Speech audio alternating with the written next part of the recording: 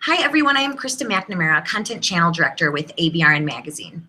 So many of the advanced features and safety systems on cars today rely on sensors to keep a vehicle's driver and all other drivers on the road safe.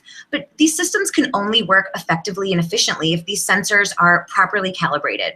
So I'm here with Master ASC technicians and trainers Eric Mendoza and Bill Zalakit from Toyota's Collision Repair and Refinish Training Center.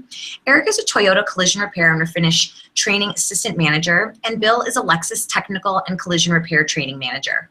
So Bill and Eric, thank you so much for joining us today. Well, thanks, Krista. Wonderful to see you today. Thanks for taking time to talk to us.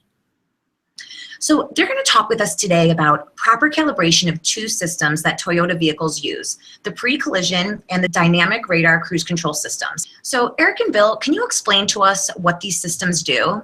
The pre-collision system uses a millimeter wave radar sensor that's behind the grille in the car and actually looks through the Lexus or Toyota emblem. And what it does is it looks ahead of the car where the car is going, and it's very good at spotting items and determining distance. And so if it sees something in the car's path that it thinks might pose a problem or a collision hazard, it can alert the driver, it can pre-charge the brakes, and pre-tension the seatbelts. And so if there even is a collision, the collision won't be as severe as it might have been. It's an excellent safety system. So similarly, the dynamic radar cruise control system uses that sensor. And that system will keep you at a specific distance from the vehicle in front of you when the cruise control is operating. So if the vehicle in front of you slows down, you slow down also. Why is calibration of these systems so important? Well, let's think about when you're a kid and you're walking home from school and you look at there's a wooden fence and you want to see what's behind the fence. You look for a knothole and you kind of line up your eye with a knothole, don't you? And think about that. If your eye's not right lined up with the knothole, you're not going to see what you want to see. So this sensor that's behind the grille on the car needs to be positioned so it sees exactly what's in front of the car, not down on the ground or not up in the sky or to the right or left. So two things have to happen. First of all, the car has to be in alignment, so it is in fact driving straight down the road. And the second thing is, after the car is in alignment, the sensor has to be aligned to the car.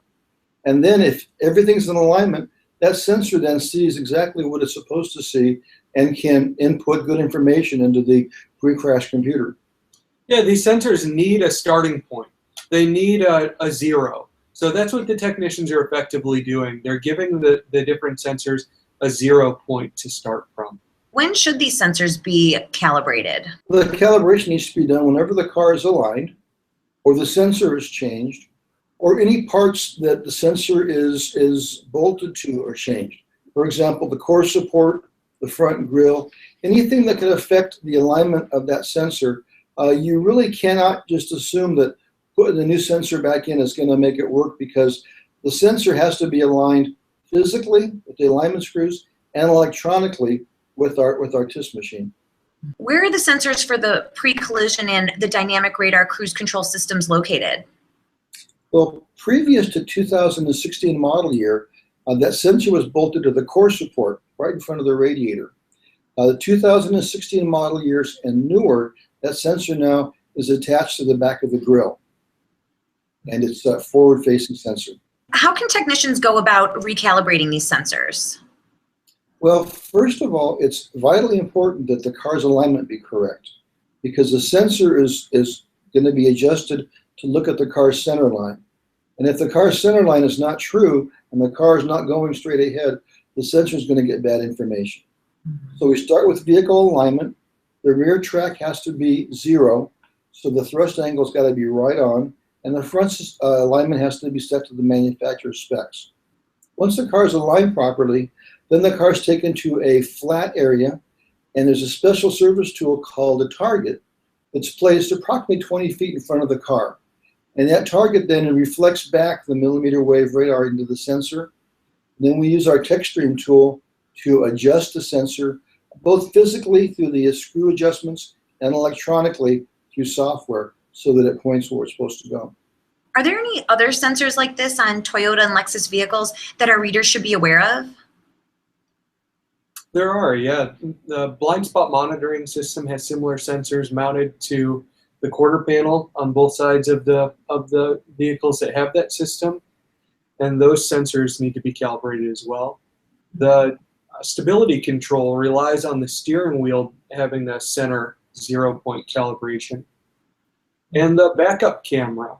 Whenever you're backing up the car and you turn, it has lines on it that guide you into a parking spot.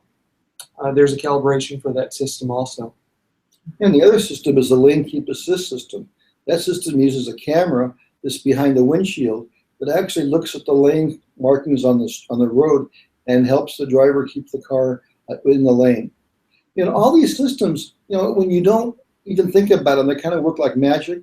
But if you work on the car, and I've been there, the worst thing in the world is you get the car fixed and you're all done and you start it up and you got a check light on. And you think, what did I do wrong?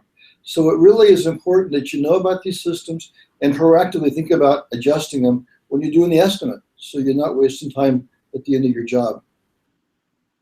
So what other resources does Toyota have available about recalibration? The best place to find information on recalibration of our systems is right in our repair manuals. They're all electronic now, and you can get to all of our repair manuals through our website, crrtraining.com. You scroll to the bottom, there's a link for TIS. That stands for Toyota's Technical Information System. And that's where all of our repair manuals are housed. And again, our website is CRR, Collision Repair and Refinish Training.com. Easy to remember. Well, Eric and Bill, thank you so much for walking us through this calibration process. You know, vehicle systems that utilize sensors can not only improve driver and occupant safety, but also driver satisfaction with their vehicle. But this can only happen if these sensors are properly calibrated and therefore able to function as they were designed to. So for more information on this topic, Eric is also going to be presenting at SEMA. He's going to be in an SCRS panel titled Tech Crunch, the Role of Programming and Diagnostics in Post-Repair Roadworthiness.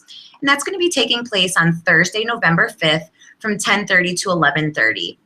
Toyota is also going to be presenting on the iCar stage from 1 to 1:30, and they'll be talking about what Toyota and Lexus repair and refinish technicians need to know when they're working on their cars. And also on Friday, November 6th, there'll be another iCar presentation.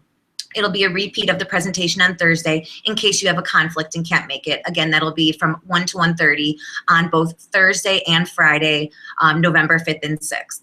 So again, for any more information, please visit crrtraining.com. And we hope you learned something with us at ABRN and Toyota today. Thanks for watching. Krista, thank you so much for this opportunity to share this information with the industry.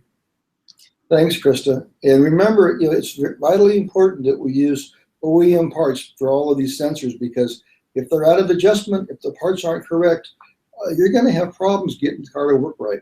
And that's something we don't want. We want to keep our customers happy.